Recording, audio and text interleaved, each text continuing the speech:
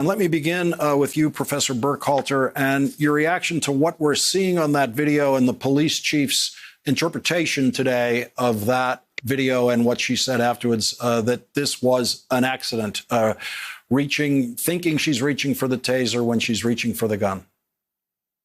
Sure, Lawrence. Thank you. And I'd like to focus on the word accident. Under the law, even if one doesn't necessarily intend to do something, however, if they do so negligently, they do it recklessly, meaning they repeat that action and have the same result, well, you can be culpable. In effect, it's no longer an accident.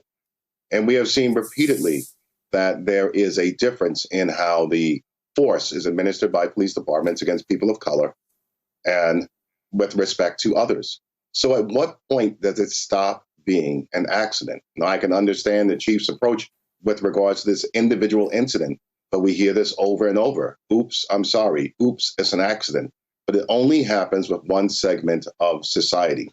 This was a low-level misdemeanor arrest. And whether force should be used, that perhaps that's a discussion for another day. But at the end of the day, we consistently see death, dismemberment, serious injury over low-level arrest, not the crime of the century. That's not an accident.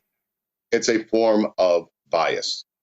And arguably, you cannot train or educate that away. That is something that someone brings with them to that police department. So perhaps the first stop on this train is identifying those who harbor those form of biases.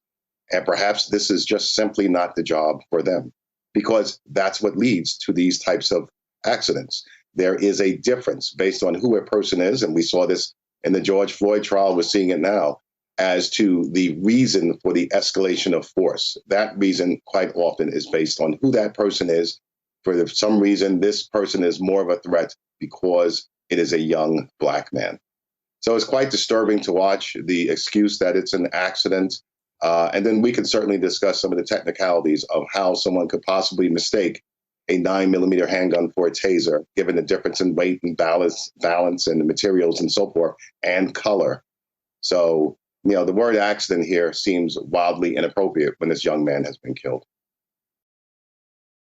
Hey, thanks for watching our YouTube channel. You should know that you can follow today's top stories and breaking news and catch up on your favorite MSNBC shows all in one place. Download the NBC News app today.